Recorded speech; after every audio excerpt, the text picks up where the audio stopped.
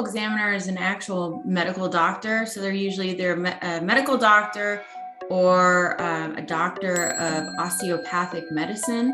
And then a coroner, they could be a doctor, but they're typically not. Sometimes they're elected, sometimes they're appointed officials. They can be nurses, they can be police officers, they can be death investigators with a lot of experience. Sometimes they move on to be a coroner. And then a death investigator is different from those two because a death investigator, again, they're also not a doctor. They are an investigator that goes out to the death scenes. And then the medical examiner is going to be the one in the autopsy suite doing the actual autopsy on the decedent. And the death investigator is the eyes and ears of the doctor in the autopsy suite.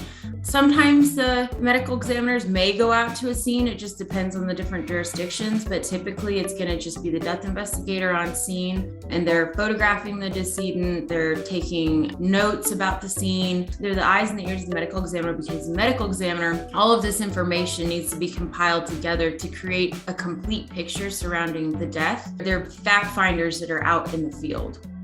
Manners of death, there's going to be homicide, suicide, accidental, natural, and undetermined. And then in some jurisdictions, there is an option for therapeutic. It's not very common, but when jurisdictions using it, it's going to be something like a complication of some sort of medical therapy, maybe a complication from something to do with being treated for cancer. That would be an example of that one.